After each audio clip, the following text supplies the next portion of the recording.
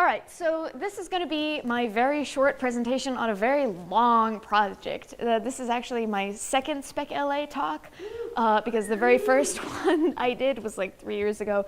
And then I got sucked into this crazy project that has consumed my life, and just now it's actually reached a final conclusion. And up till then, it's just been like, well, I've had these micro, like little art projects and things that I've learned, but like not like a full comprehensive thing. So it's called Lucky Cat, or more like fleshed out Lucky Cat Labs.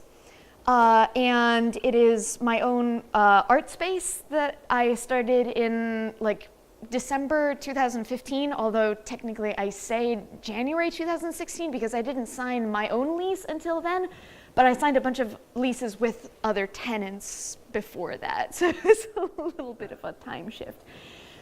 So why buildings? Like, I just have always loved art spaces and just like buildings in general. Like, just like I remember when I was in high school, I loved lockers in a way that like other people didn't, and I ended up shoving all of my books into my friend's locker so that we could have a locker that all of us could share, and you could buy in by buying a candy bar and sticking it in there, and you can eat other people's candy and like weird little things like that.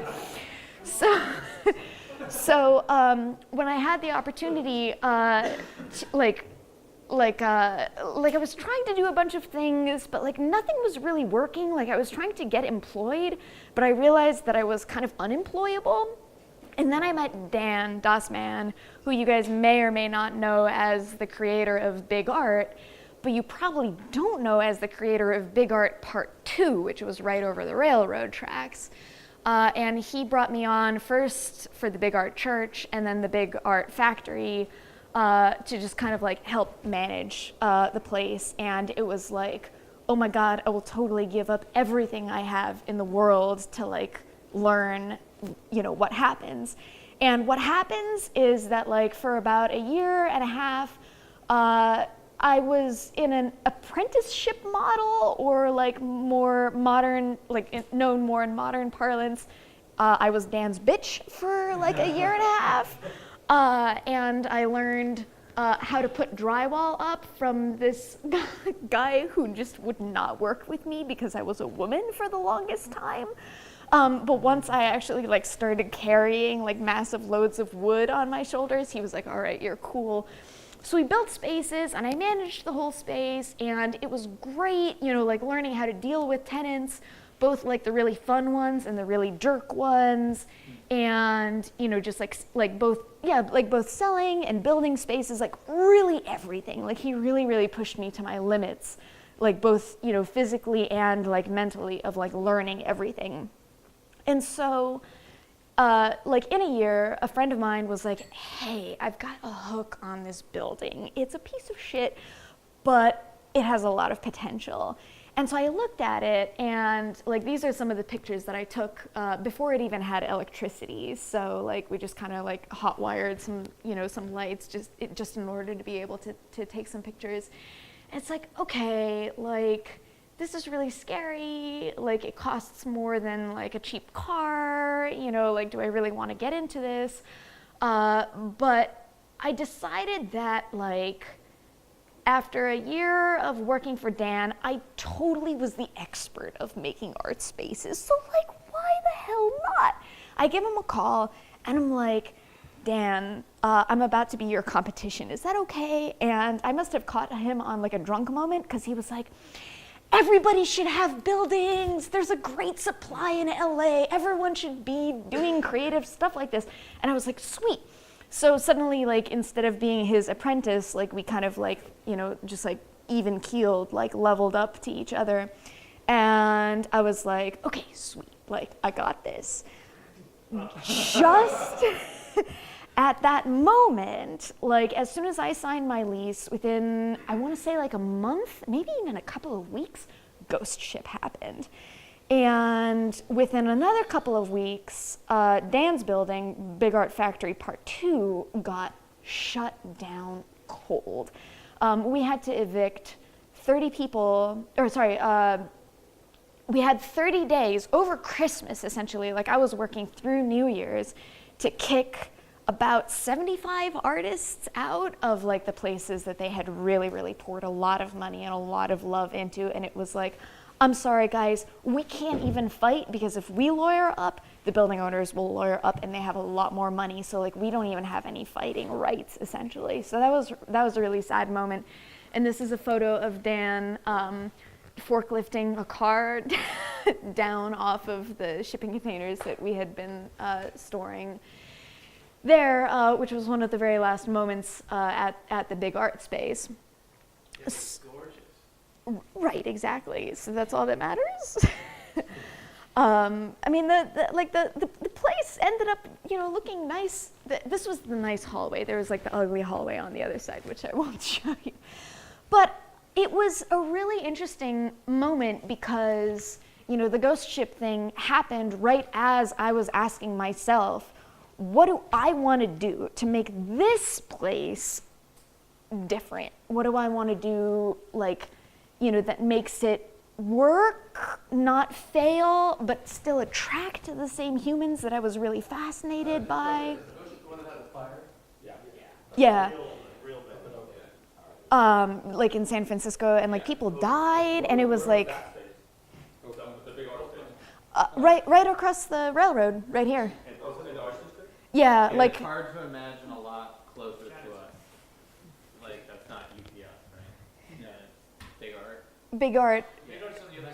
So like there's big art, and then you cross the railroad, and then there's Big Art Factory, which was like Big Art number 2. It's in Chinatown. No, that one's a cool space as well. You cross the bridge, cross the river, and then it's like the first right, and there's like one block away from the intersection. Well, it was. The building is still there. The building is still there. Right. So anyway, so like this was all happening while like it was sort of like a big like reality punch in the stomach of like, oh wait, like maybe you don't actually know anything that you're doing, and like you just learned from somebody who was like first on the chopping block when the ghost ship thing happened in LA. Was like, oh god, we got to protect the artists from artists essentially. So so I really had to think deeply about what do I want to do to make this space special. And the ultimate principle that I absolutely had to stick to was the culture and community, because that's what I really, really care about the deepest, about the brewery, about the big art, about Crash Space, about all of these things that like we are invariably part of. But I was working on a zero budget. Literally, I sold one laser cutter that I had in order to make, and asked like friends and family to make about 15 grand, which like at the scale that I'm working at now, and the scale that some of you guys are working at, is like pennies. So what do you do when you have a zero budget, but you also don't want to make a place that is a hellhole, very specifically like a literal hellhole that will like burn down and kill people, and write a couple of other things. So for the culture and community, like very specifically, like I designed, okay, so like what do I want, who do I want to come, and like part of the design was like, okay, I want to have wide hallways. So I actually drove like on a dolly a 20-foot rod like down the hallway to make sure that it would like make it all the way down to even the furthest units, because I wanted people who were working on big things, and I also made all of the doorways wide. I like very much encouraged people to throw their own events so that it's not just me, it's my space. It's like, yeah, whatever, you want to have some friends over, like you want to throw a rager, like no problem, let's do it, kind of thing. I like built common space is really important to me, and like parking lots ended up, becoming more and more of a thing that I seek now in buildings. So like those were a couple of things for culture and community. Zero budget but not a hellhole meant that like I did not take any investor money, because that's a really easy hold for people to fall into. It's like, oh well, if I had money, it's like, yeah, if you had money, assuming that you could just like pay that money back right away, because if you can't, then like somebody has you by the balls, or whatever the female equivalent would be. And like it's really difficult. So Not a Hellhole ended up being like, we would work on a small part and then rent that out, and then work on another part and then rent that out. And so for the first year, the whole place was perpetually a construction site. But at the same time, we got it right. And the one lesson that I learned of anything is that electricity is worth paying for. So I ended up hiring this company called Gibbs Brothers, like some of the big art folks might be familiar with them, who charge an arm and a leg. Like seriously, like they charge programmer rates for like, you know, like electrical. But the city did end up calling me because of the ghost ship thing of like, hey, we're just like checking in and all that kind of stuff. And I called Gibbs up. I'm like, hey, can you talk to the city? And he ended up like talking just like the, you know, the words of honey that they needed to, because he's so used to working with the city and he knows how to like talk their language and everything. So, you know, so that was one of the things. Then freedom, but balanced. So like art spaces, you know, really have to like walk on that edge of like, okay, like artists want full freedom to do whatever they want, but then like we also have to live next door to other artists who want to do whatever they want. So the thing that I decided on my spaces was that like work was allowed 24/7 and there's no noise limit, but I ended up sort of like partitioning the spaces, so there's a noisy side and a quiet side, and that's for the most part works. And you know, the principle that goes along with it is like ownership of space and self. It's somewhat of the Burning Man principle of like self-radical, or like radical self-reliance, right? It's like, okay, so like take care of yourself. You want to have the privilege of walking around on the roof? Deal with it. You know, somebody fell into a hole while I was in Thailand, and I was pretty sure that I was going to get sued and that my whole business was over. One of the other tenants ended up taking care of that tenant to the point that like everything ended up being really cool, and I showed back up and he didn't even ask for a rent break. It was a very big mystery to me. But it's along the same lines of like, okay, so like we threw a party and somebody vomited in the toilet, and like one of the other tenants cleaned it up. And so like in both the macroscopic and the microscopic scales, like if you just encourage this sense of like it's your space as well, then like people react like really not only well, but like to very far extents, to the point of like you being in a very vulnerable place and them not taking advantage of you. So like, you know, ownership lends people like sharing themselves into the space of like decorating their doors or like building things for the space, but it also lends itself towards like them being there for you because they know that you're risking something for them. And all of that ends up boiling down to this thing that I think ultimately has been a lesson, you know, in these past 2 years for me of like, what actually matters for these spaces? Like, is community really sellable? Like, can you really list like freedom on a Craigslist ad and like have people write to you and just be like, I love freedom? Not really. What people want to feel is like safe in a space. You know, when you're providing space, you want to tell somebody, hey man, it's totally cool for you to spend like $10,000 on the build out and like still be here in 2 years or 4 years or 10 years or whatever it is, like for how long they're expecting to be there. And like, it's very strange because I don't understand why my spaces have engendered the safe to commit to thing, because I have everyone on a month-to-month lease, which means that I can kick them out at any time. And they can leave at any time they feel like, and people leave all the time because they just run out of money. And so far I haven't actually had to kick anybody out except for like, you know, missed payments or like being assholes.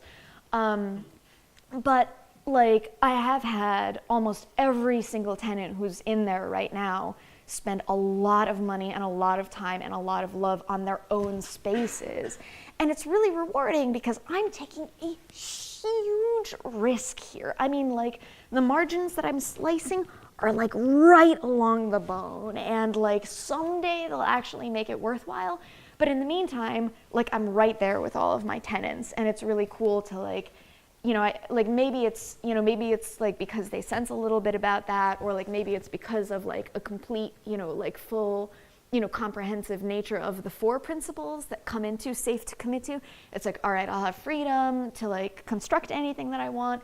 I'll have community that will support me, all of that kind of stuff, boils down to like safe to commit to, even though like ultimately like, like I have, all of the power that I won't use against them. So anyway, so the process of that is, when we first entered the space, we just found some old props from the neighbors, and that was like some of our wall divisions. Like this was my office for the first 6 months. That was my desk with the skeleton sitting on top of it. Then the process of the building was fascinating to me as well. Just like the idea of like, wow, you have all the space in the world. Where do you put the walls? When I first built the first part of Lucky Cat, I lost about 30% to hallways. Now I'm closer to like 20%, and I even got 0% in one of the buildings, which was awesome. We threw some raves. We were like, maybe we can make a little bit of revenue through parties. No, that was a bad idea, especially when somebody hired a bunch of strippers and left condoms all over the place. That was weird. Did some music like video shoots, like some movie things, and that's all interesting. But like ultimately, what's super rewarding is having like the community that sees each other every single day, because otherwise like art is kind of a lonely pursuit, because you are so deep into whatever you're doing. You're so focused that it's really difficult to go out and see people. Whereas like if people like are knocking on your door saying, yo, how's that, snake thing that you're working on going? Or like, hey, I'm so glad I saw this thing, finish. Like it's almost like Spec.LA every single day, where like you get to show and tell like the whole entire process, and that's ultimately what I super love about this space. So the results are, I started with 10,000 square feet. I now have started 3 separate addresses comprising of 35,000 square feet, 30,000 of which I'm still actively managing. And I'm looking to expand into about 46,000 more in the next couple of months. So that'll be exciting. We've got a really interesting culture at Lucky Cat of like people kind of throwing their parties on their own. So I don't even have to do events anymore. But if I do events, it's super fun, just like very silly art shows. We've got a lot of like big projects, like that one was another Red Bull thing thematically. But and one of the other things that I love is like the collaborations that happen. So like you see like it's not one of the important things about the culture and community that I forgot to say earlier is that like I did not specifically advertise to burners or like specifically advertise to like tech people or anything like that. Like one of the things that I learned from Dan is just advertise on Craigslist. Like that should be the only place that you put your ads on, because what that does is draw a totally random selection in a way, as far as like random goes in the city, because anyone can afford Craigslist and everyone's looking on Craigslist. And so you get this really diverse set of people who want to collaborate with each other. So we've got like, this one guy who like fixes pipe organs, who happens to be the best forklift driver that I know. We've got this like programmer guy who will help, my like, biker Harley guy like set up his projector thing. Just like whatever it is, everyone kind of intermingles in a way that like normally wouldn't. So collaboration is one of my favorite things.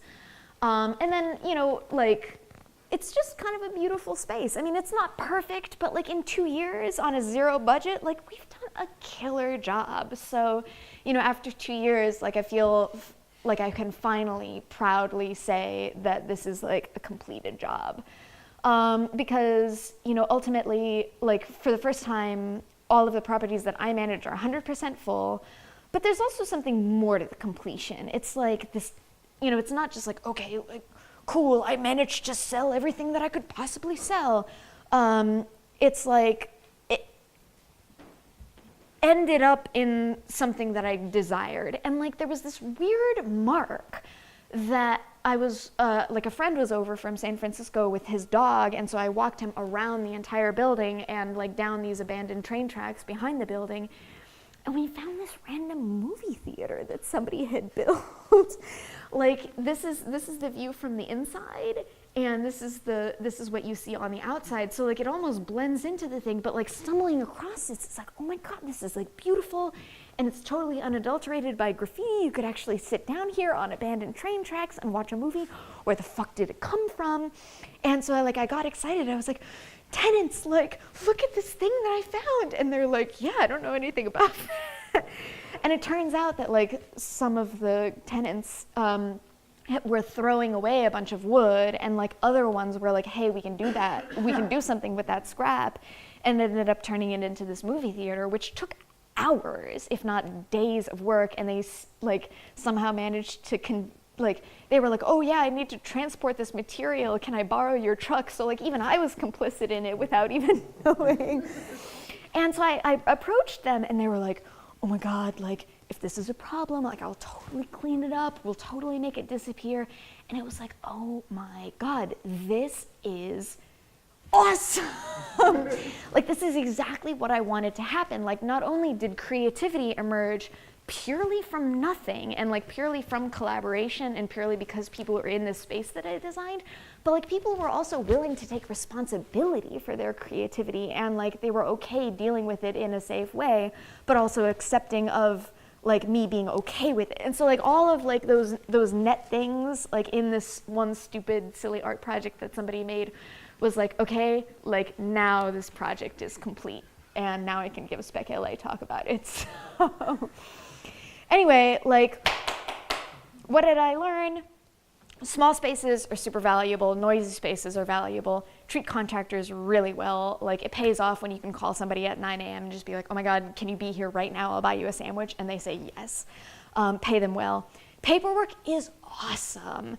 But that's like all basic stuff when you really like get down to the values of like humans, which is like a really weird one that like I really want to tell everybody in the world, is that like people value fair or reliable. They don't value nice. Like they don't value giving, like they don't value when you give them a deal or give them things for free. They really value when like you're there on time, when you deliver on what you say, you communicate clearly. And that's been a really difficult thing to learn, because I'm more likely to be like, oh, you're a friend, I'll give you a friend deal. No, that's not what people care about. And like along those lines, like you can't be afraid to be really strict about things. Like there are rules and unions like for a reason, but you don't necessarily have to be part of the rules or part of the unions to just be like, no, this is just like my boundaries. And, you know, on a second point, like infrastructure is critical. You know, it's like if the city was doing anything, you know, like roads, you know, like walls, electricity, internet, like that's all you need. And that's what like allows people to grow, because like people have the growth in them. They just need, you know, like the structure to be able to grow into. So that's it.